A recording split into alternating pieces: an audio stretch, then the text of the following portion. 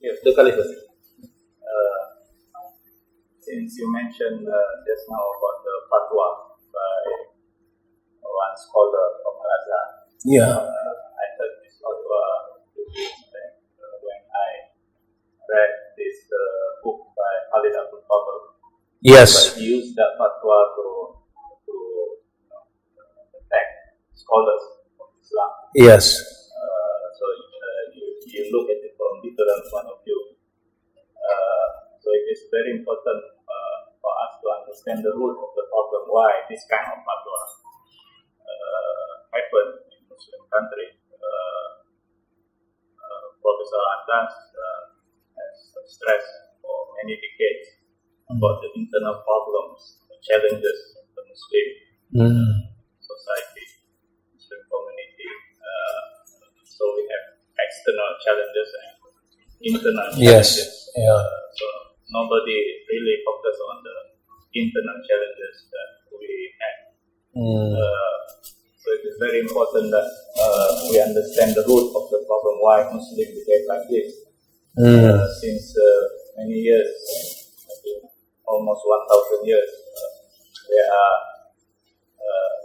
this crisis of authority in the Muslim world, where many Sunni scholars like Imam Ghazali has been attacked. Yes. By a group of people, even Ash'arism. Yeah. The Ash'ari school of thought has been attacked. Right. And this school of thought, the school that balance the use of reason and revelation. So those who attack them regard Ash'ari as the people who promote rationalism. Yeah. So actually, it's described that they are the one who anti-reason. So this what some scholars say pseudo Salafi. They call themselves Salafi. They sometimes Wahhabis. Yeah. But they are actually pseudo Salafis. Of course. So, and then the effect of this is very huge. The reason that you mentioned also has its roots in this kind of movement. Yeah, it's clear and it's horrifying. I lived in Saudi Arabia for 23 years, so I saw it up close, and it's very difficult to combat that because the Saudis have pumped, billions of dollars into changing the narrative of Islam, and I don't know what the solution to that is because it would. But I'll give you one example though. At the end of the first peace forum, that they had a series of resolutions, and I can't remember all of them, but one of them really struck me as being very astute, and that was to send delegations of people out around the Muslim world and to really redefine the narrative, to tell people what that was basically tearing out a page from the Wahhabi playbook, because that's exactly what they did. They sent delegations out to East Africa, to India, to all these places, and what they did was they polarized all the communities. In East Africa, everyone was living together peacefully in harmony. And within 2 years of the appearance of the Wahhabis, everybody was fighting, because that's what they do. And so one of the solutions that they came up with was sending delegations out. And I thought that was great. They never implemented it. And that's one of the problems. And what they did was they said, no, we want to focus on the scholars. And so we're going to train imams. And so that's the only initiative that they've taken from the Peace Forum. And I think that's a shame, really. I think that they need to be more active and go out more and into the grassroots to help people understand, because those are the congregations, those are the people that can make a change, in their communities. And the proposition of changing ulama, the way that ulama approach the deen, is a very, very long-term proposition. You're talking about decades before you see any change.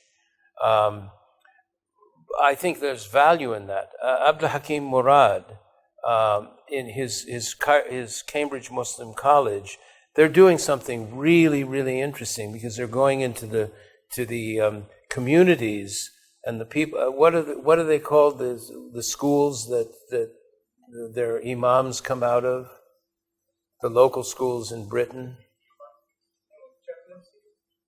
Well, anyway, I don't know what the name of it, but there's a name for it. Somehow they go and they take these people and they expose them to Western ideas and Western, so they have, and sophisticate them. And he invited me to a commencement, and I was really impressed with people, because they come through these very ethnocentric communities, and they come out of it, and they're much more sophisticated, they're more worldly, they're exposed to things, they know how to speak. I think that these initiatives are fantastic, but we need more than that. We need to really reach out to people and help them.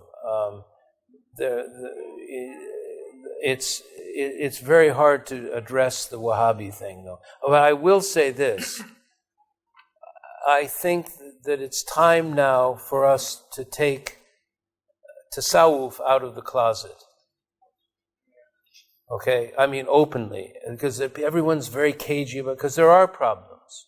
I talked to Professor Naqib, and he sort of outlined some of the problems that there are in tasawwuf. I agree, but as an example of the author that you mentioned, Khalid Abu Fadl, he wrote this, what I think is a really interesting book called The Great Theft, about extremism, and I think he kind of particularly he nailed what he called the Puritans, or the extremists, or the Wahhabis. But what he says at the very beginning is, he said, I'm not dealing with tasawwuf. As if tasawwuf is other than Islam. Tasawwuf is inherent to Islam. You cannot, according to Sheikh Abdul Hakim Murad, he gave a brilliant talk about 1.5 years or 2 years ago about this subject. You cannot be a Sunni Muslim without being a Sufi, following tasawwuf, because it's the science of ihsan. We have to have that. So this is my own opinion, my humble opinion, is that we need to be much more forthright about it. For a long time, because of the Saudis, because of all the prejudices and the things people think that, they've been told that it's bid'ah and it's kufr and it's this. I think we have to come out of the closet with it. And there are problems, but we're never going to resolve those problems until we actually address tasawwuf. That's my feeling. I don't know. What do you think? I mean, Later have your book, The Sign of Horizon. Yeah. Now I'm going to what media. You said media is what I want to ask your opinion. What I see is the music. Arena of music, a lot of music, song, and which they take it as an Islamic music, singing the song, qasidah, zikr, salawat. Mm-hmm. They commercialize it now. In the beginning, it's the realm of the sama of music. In the qasidah, the zikr, it's a very private matter. Yes, yeah. Still a celebration, thankfulness among the community and the majlis for the people there. But now they commercialize it into the media. Mm-hmm. To the TV, to the YouTube today, they sing all this kind of Quranic song, qasidah, and with all the zikrullah. It become debased, become decadent. Even they sing the salawat in the pasar malam, at the night market, asking for fun, for money. They put something there, some music, and sing, ask people for even money. So that thing will be going down. So, well, the question is. but not finished yet. But now there are another aspect of music is the divine music, the refined one. You do properly the salawat, the singing, the qasidah or the zikr. It uplift you, opening up you to the truth, to the divine. Because our soul are longing for the truth, longing for the love, longing for the things. Allah. They bring many things into Islam. The example is Yusuf Islam. Yeah. He give up singing many times, but now he come back to it. He said that is the means for the new generation, of new for you in a refined form, not for everybody. Because of this, what's your comment now? Where the direction going? Is it going to decadent or going to something good? Well, I think there's a balance, and it depends on the intentions. And I'll give you an example of my friend Sami Yusuf. Sami's a very, very serious scholar of music, and he became very popular when he was quite young, and I think it surprised him. He was just, he made a song, it became a big hit, and sort of launched this idea of pop Islamic songs. But if you see what he's doing now, or listen to what he's doing now, it's very, very serious, his work. And at one point, he decided to just only do serious Islamic music, and his album sales, I think, started going down. I said, don't give up your day job, because that's what keeps people interested in these things. So I think you have to weigh what the intention is. I once went to a concert that was given by Nusrat Fateh Ali Khan, who was a great, great Qawwali singer, incredible. But it was at Queen Elizabeth Hall, and people were throwing money at him, and it was like, I thought, it was kind of an inappropriate venue for something like that. I don't know. I don't know on the one hand, he's exposing lots of people to part of the culture that no one else that many people hadn't seen.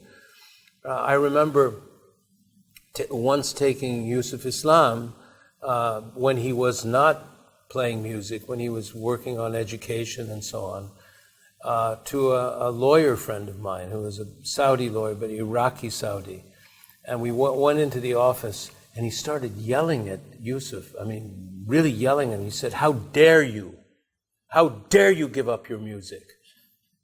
How dare you?" He said, "I have a 16-year-old daughter. You know who her favorite singer is? It's Michael Jackson. And you know why? Because you gave up your music, Because people are frustrated. We need role models. We need people. So you have someone like, for example, Brother Ali. I don't know if you know of Brother Ali. He's he's a sweetheart, beautiful man. He does rap music, but it's beautiful rap, I would encourage anyone to listen to his music. He's very talented. So it's not qasaid, it's not diwan, it's not spiritual practice, but it's something that lifts people's hearts and brings them closer to Islam. They need things like that. So I think we have to distinguish between, and what Yusuf is doing. Yusuf is one of the things that I'd mentioned to him, and I think many people told him, that his music before Islam was Islamic. There wasn't anything wrong with his music. It was all about peace and about light, and it was very beautiful music. And I think it took him a long time. And I understand why he left the business. I dropped out of show business when I was very young for the same reasons. Although I wasn't as successful as he was a huge success because the business itself is very profane. It's a business, but business is part of things. There's nothing wrong with business, and I think that's part of the problem we have with media. Is media is a business. You have to make money at it, or you won't be sustainable. So how do you do that? And and one of the problems I think with during the boom period where people had a lot of money, is that they didn't know how to use the money properly. I mean, it was like, and Islamic projects were seen as charity. So someone came up with, hypothetically, someone would come up with the idea of doing a news network, in the early days, and an Islamic news network, and people would say, okay, I'll give some money because it's sadaqah, but you can't do something like that on the basis of sadaqah. You have to do it as a business, as a sustainable business, and that will ultimately sustain itself rather than constantly depend on donations from people. I know what you mean, but I think we need to distinguish that. There are two different things going on. One is something that brings people closer to their faith, and the other is a spiritual practice, like the recitation of the diwans and so on. Any other question? Yeah, please. I am from Turkey. MashaAllah, my home. Yeah. And Konya, maybe more. Yes, I know Konya. I love Konya, MashaAllah. So, I am doing my postdoctoral research here on consumption and market communication. And my supervisor is everyone asking their own subject and their own area. I want to asking my own area because my area is very near communication. What is your opinion about advertising? Especially,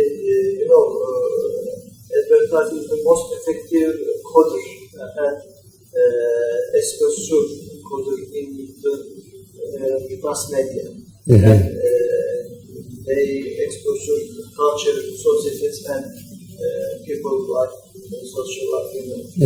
So, can we change or can we assume as an Islamic for our lifestyle? For example, I just give some example from Turkey. But it is funny example. I don't refer to this. For example, in Turkey, we saw some advertise about ceramic of shoe. I don't know how can kefen. We know kefen. Ceramic of shoe.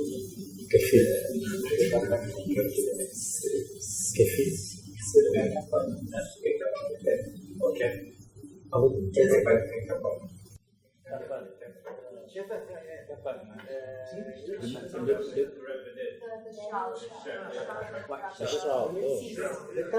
A shroud. Yeah, a shroud. Especially without burning kefen. I'm sorry? Without burning. Without If you, when you die and you rest with your shroud. you will not burn. Oh, you will not burn. Inshallah. And also, sejade, prayer card. Yes. Which is it can find Qibla automatically. You can show and you can watch this kind of advertise. Maybe it can be assumed as an Islamic, but I don't do this.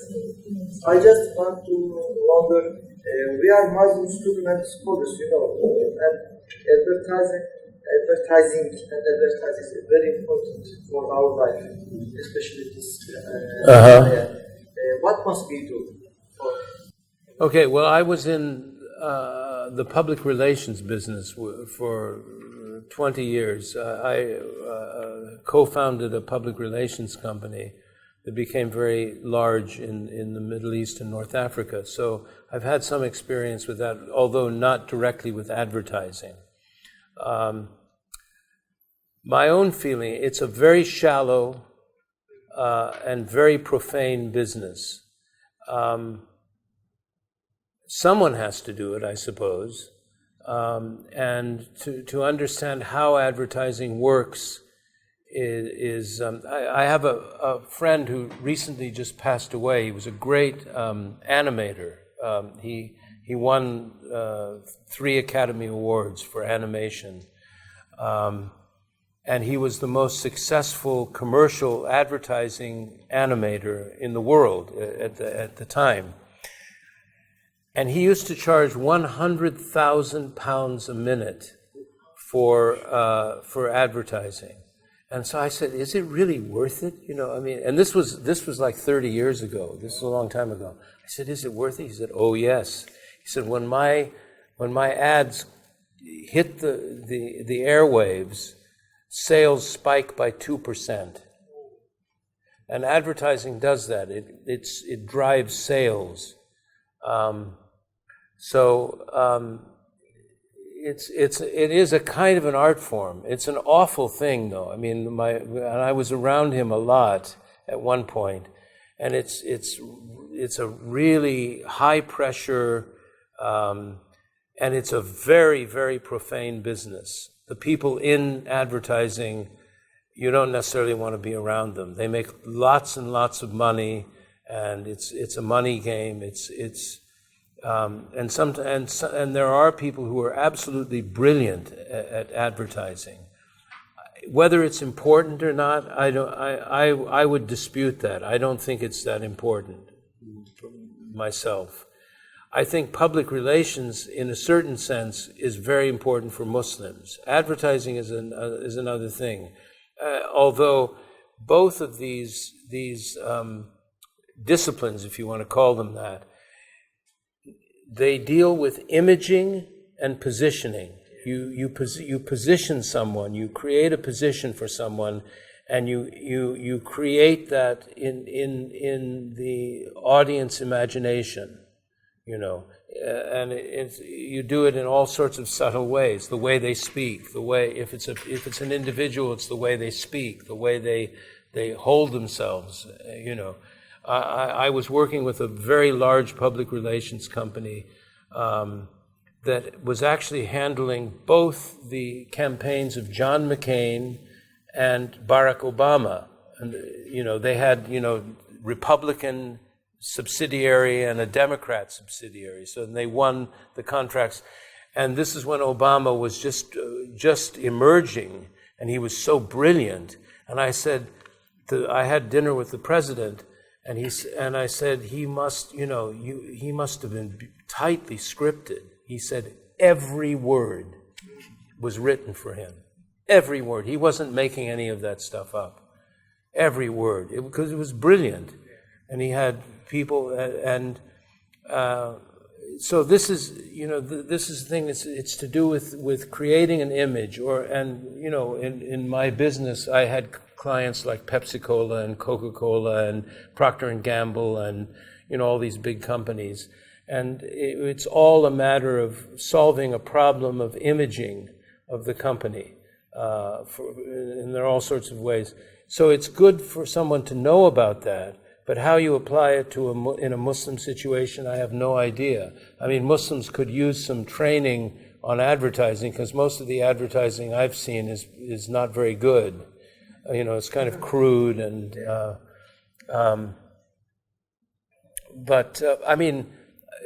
going back to Turkey, for example, I think that the advertising for the AK party is pretty good. It's actually all the political advertising is pretty good. They put the guy's face out there. You get familiar with it, and everywhere you look is his face. That's one way of making of changing people's ideas and perceptions. So it's a matter of changing perception, and I think that it is useful. We need somebody like that. We need somebody in that, and unfortunately, the people that tend to go into these disciplines tend to be very, very secular. And it's the problem. I started a company, but I really was never very interested in public relations. And I remember sitting in a management meeting in Jordan, and I was everyone was talking and everything, and I was saying, "Allah, please get me out of here," because it's not. It's very superficial kind of thing. Anyway. The issue that you raised, and I'm thankful that we are having this program today. It's a long-standing issue, the issue of crisis of authority, Yes. the issue of gap between the scholars and their supporters and the public. And when you say that Professor Ali Guma saying I hate the media, the same thing I've been hearing from Nakata for 30 years. Yeah. Because they experience the media. Yeah, it's terrible. What they say, the media put it wrongly. Yes. Sometimes, and they use it very correctly, that the journalists among the Muslim countries, in the Muslim countries, they are least qualified to report about content of Islamic discourses. Right. And even if they reported, they wrote correctly, they are sub-editors.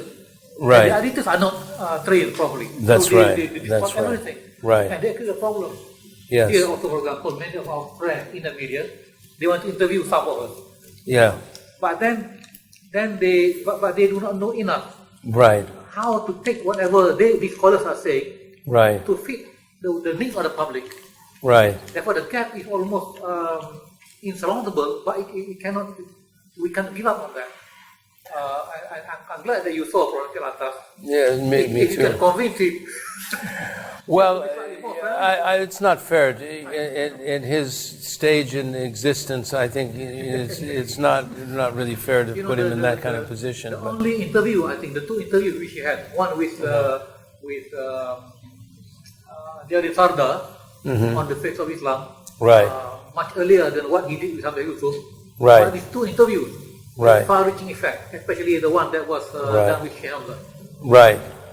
So we need, he will not change.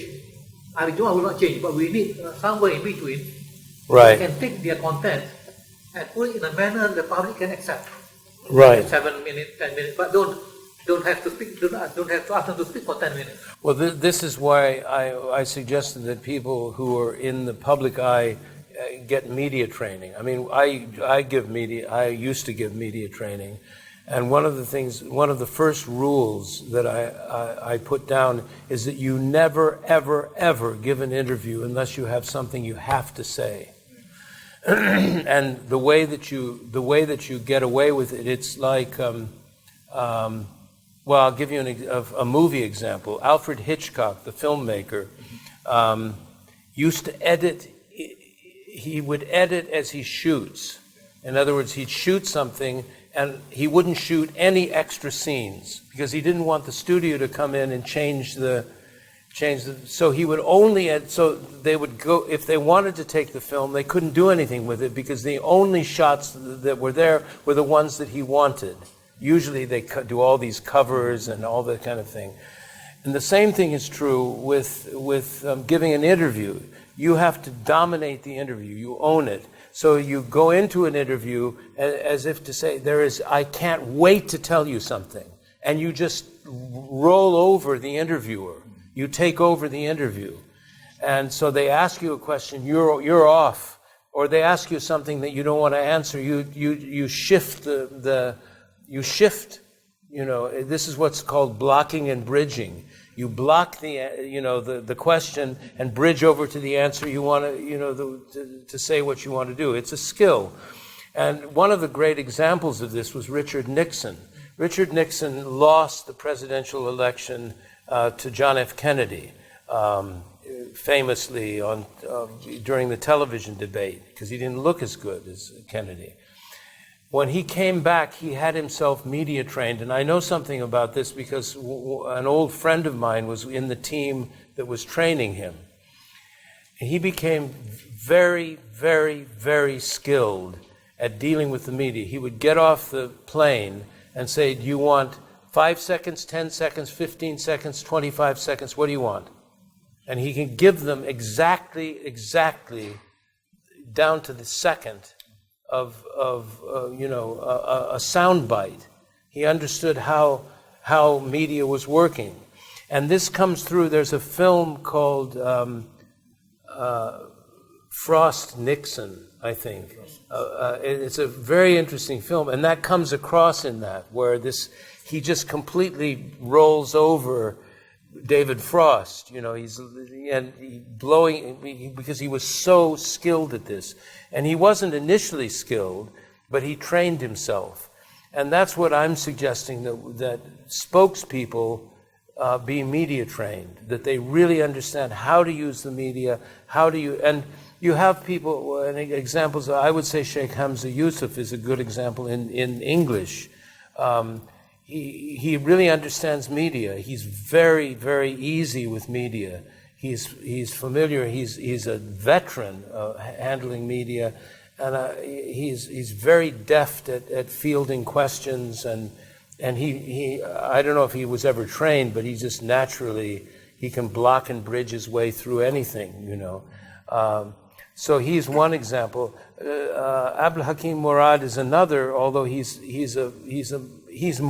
probably closer to your ideal, because he's a pure scholar, and while he's so fluent, I'm absolutely knocked out by the way that he speaks. So there are people that have this ability to be very flexible and fluid, but you need training. You need a lot of experience in front of a camera and on microphone, and you have to know the difference between a print interview, a radio interview, a television interview. Television interview, a lot of it's to do with appearance, you know, and a lot of ulama are not used to that. They go, they get on TV and they don't look. They look awkward, you know. They're dressed in an awkward way, or they're dressed in an alienating way, you know. With big turbans and everything. And then if they're in a Western context, then they just look alien. You know, it's not to say that they shouldn't dress that way, but still, that's a factor. In radio, everything is to do with the voice and the fluency of the voice. If you're stuttering and you're going ooh, it wrecks the interview. A print interview is probably the trickiest thing, because they can do anything they want. They can take it away and change what you say, and there's no proof. Everything is different. I think we need to become really familiar with those methods. And by the way, I want to agree with you. I think what you mentioned about Sheikh Hamza's current positioning in the media is changing the narrative. Yes. Particularly in the view of Palestine, its position on the Trump Council of Foreign Relations also. Yeah. Because it is very controversial, and I think he's losing support from his traditional activists. I think he's gaining ground in the middle class, and then I don't understand why. I have an issue with that, which I don't want to get into too much depth, but I think people that we don't need to talk about everything, and some people who have platforms, big platforms, they shouldn't necessarily talk about everything, and there's a temptation to do that, especially if you're very brilliant, if you're well read, but do you really need to take a position on every single political thing? Is it helpful? Why do you need to take that position? I think we need to think very clearly about that. And from a religious or spiritual point of view, I really think people should stay out of politics altogether. There are political people who there to do that, because it undermines your then religious authority or spiritual authority if you have any, that's a problem. It was a problem. It's a problem for the kind of celebrity. For any celebrity, they're asked dumb questions. What do you think about Palestine? What do I know about it? Seriously. I mean, I know a little bit, but why is my opinion important? Walaikum salam. My name is Zahira. Zahira. So the world right now, the media is overpolluted with a lot of IG, Facebook, Instagram, YouTube, radio, movies, and there's a mixture of both. There's a lot of there's no black and white anymore. Like when you say fatwa, there's a lot of different fatwa. science of Quran is really different. The knowledge that I Google online or the books that I read, there's a lot of gray line. How do you differentiate between the hot and the doctor? Well, which one is the right one, the wrong one? And even like a 5 years old student, they can post anything, they can voice out. Okay, first of all, you're in a good company here. Learn from this company. Don't learn from the internet. The internet is not a good school. It's not a good school. It's very, very unhealthy. The internet, it's confusing. This is not the way knowledge is disseminated. Knowledge is disseminated in a systematic way. It always has been. So follow this, follow the course of study that you have here. Sit at the feet of people of knowledge. Meet people face to face. Learn from your professors. This is how you learn. The internet is a sink basin. Things just pour through it. And it's very, very unhealthy, and it's creating real profound psychological problems among people. I talked to a psychologist recently, and I said, what is, among young people, what is the prevalent problem? And she said, loneliness. People are deeply lonely. And I thought about this. I never felt lonely. I don't know, sometimes you're walking along, I wish I had a companion or something, but she's talking about like a deep state of loneliness and isolation. And I said, why is that? She said, it's because of the internet. People have these smartphones, and they're chatting with people. And there's like thumbs up and emojis and, LOL and OMG and all of these things. And there's no human interaction. There's nothing human about that. It's a mechanical, technical thing. You're not talking to a person. You're not really talking to a person. It's one thing to say, I'm coming to, I'm on my way. Fair enough. Or this is happening. I mean, what Sayyidah Noor has been doing, she's wheeling and dealing her way through this tour. She had, it's a tool. But many people live their lives through this, and they sit on YouTube and they watch all this stuff. And there's no system, there's no progress. It's just random, and it could be nice. It could be a lecture by someone or something. But there's a lot of junk out there, and there are a lot of people who are frankly fakes and frauds, and people sitting and talking just because they can talk, and they have a big turban or whatever, And talking about that, how do you think for the new generations, like the article before 12 years ago, and now it's getting worse. So in the new generation, next in the future, will it get worse? How am I, the new generation, to make an effective marketing Muslim strategy for that? Well, I hate to break the news to you, but there's a hadith.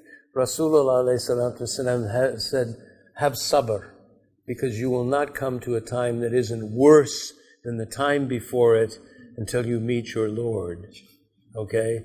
So that's the good news. But in fact, if you look around, we're lucky. We have a roof over our heads. We have a good night's sleep. We had breakfast, we had coffee, we have clothing, we're okay. And this idea that the world is going, a friend of mine called me, he said, the world is going to hell in a handbasket, but I'm doing okay. And I said, me too. We have to be grateful for what Allah has given us and not be, and one of the shuyukh that I'm very close to, he said one of the worst things we have now is the news. Because you get news, when you get any kind of news, the desire of the soul is to do something about it. And with news you can't do anything about it. So you become ill. just gathers up. People watch the news, and it's all bad. Rarely do you find good news, and it's all basically irrelevant to your life in an immediate sense. And yet you fill yourself with all these dramas. I mean, how am I going to be able to solve the problem of Boko Haram? I don't have anything to do with that part of Africa. Never been there. Don't want to go there, frankly. How am I going to deal with that? And people fill themselves up with news. It makes you ill. You're being ill. We have to realize that Allah, everything is from Allah. وَخَيْرُ وَالشَّرُّ بِمَشَاءَةِ اللَّهِ. The good and evil, everything is from Allah. And that Allah is the one that settles matters and settles affairs. We don't do that. And so what I would say is that you bring them back to the source, to the basics, and remembrance of Allah, and learning and knowledge of Allah, and understanding of life. And we have all the teachings. We have all the teaching right here. You have all the teachings you need here.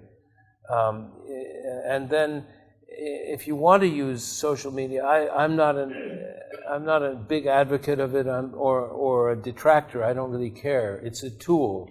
It's like anything else. I think it can be used, but I don't think we should obsess about it. It is one of the things that, for example, talking about media, we need to learn to use social media.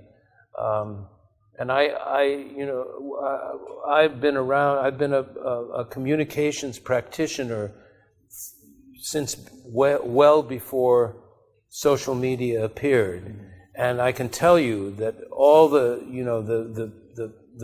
communications people were frantically scrambling around trying to figure out what it was.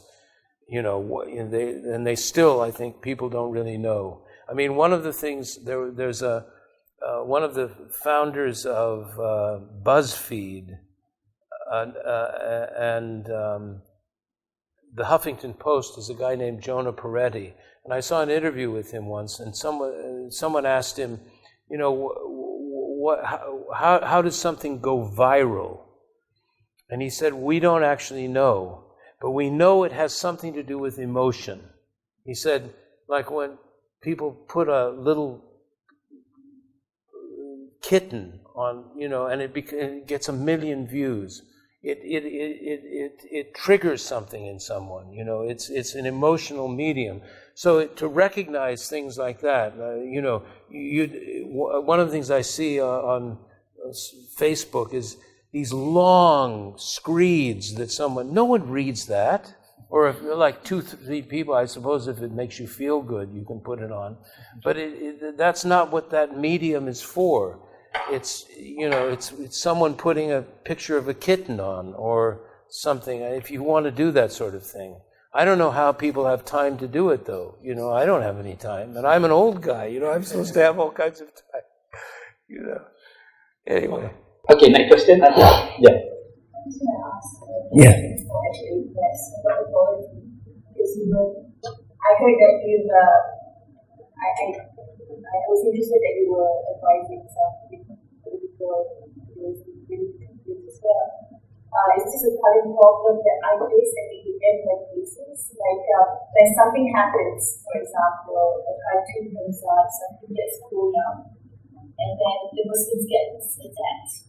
For example, September 11, then the bombings in London, and then I actually experienced the Charlie Hebdo cartoon controversy in Paris.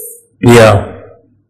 When that happened, media just attacks Islam every single day, and then there was no defense from the Muslim side. So people stuck in airports, I go home, things like that, and I just wished there was just one, maybe asking you. So a silent authority, when something happens, somebody will just do something.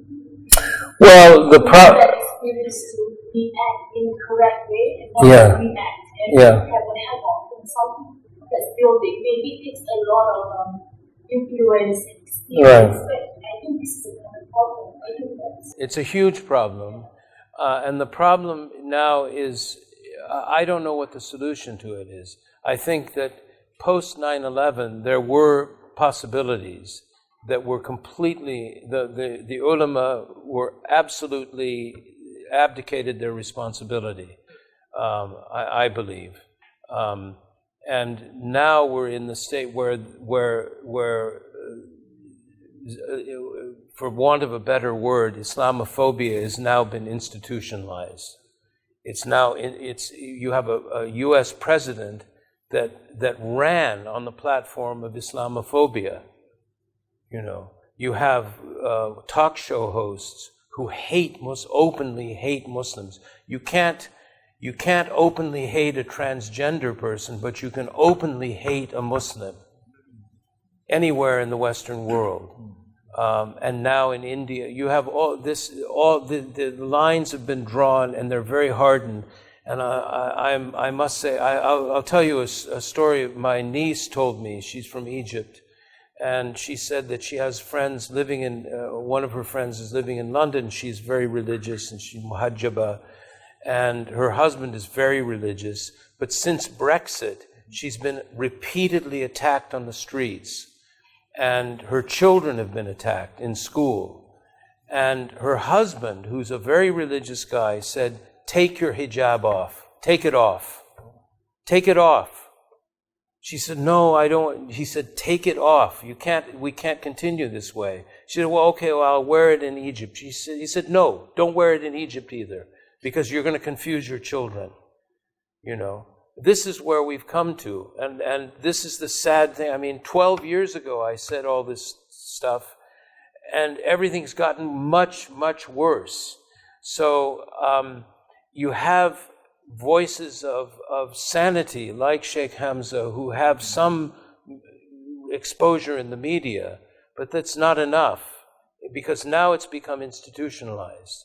And you know, I mean, you have now Muslims in Congress, which it seems like it appears to be a positive step, but I'm not so sure. Because also then what happens is, because they're a minority, they coalesce with other minorities, which means that they have to coalesce with the LGBTQ community, which is a problem from a point of view of scholarship. You know, I mean, it's very complicated. So we're living in a time where I think we have to withdraw a little bit.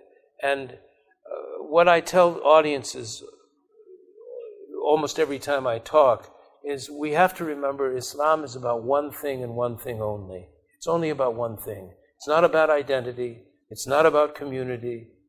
It's about knowing God. And I talked to Professor Naqib, Allah protect him and give him a long, long life and keep him with us.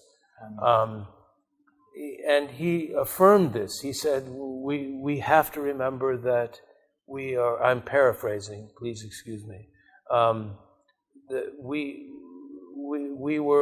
all said, when Allah asked, "Alasta bi Rabbikum," we all said yes.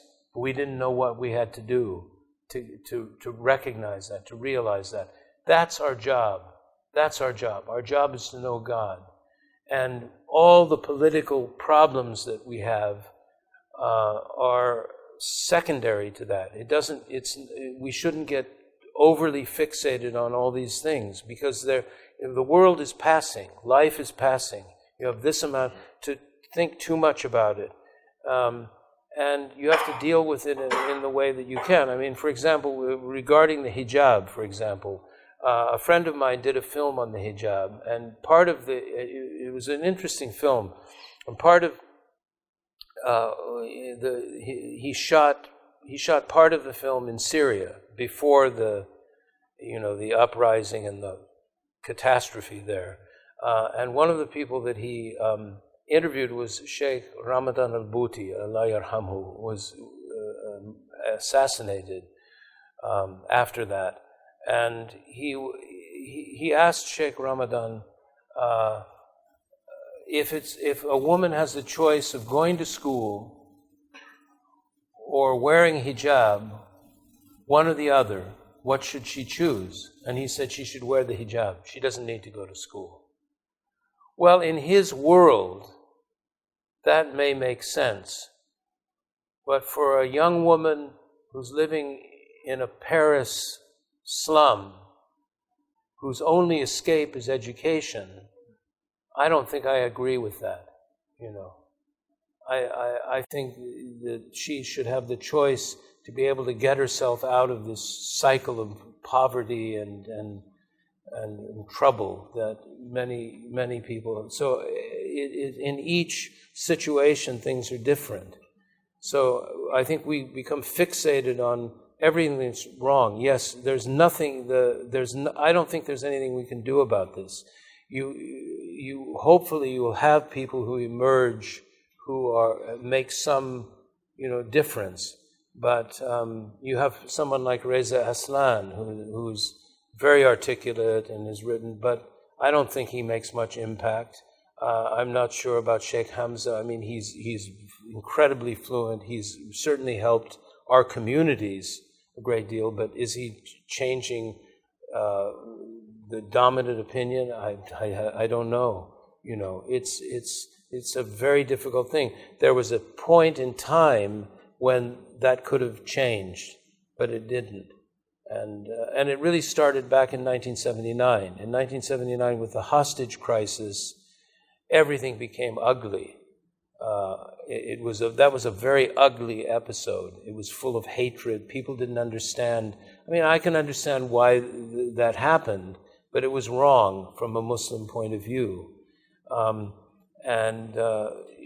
Things just got worse and worse. The Salman Rushdie affair in the 80s was horrendous. I mean, you had Muslims.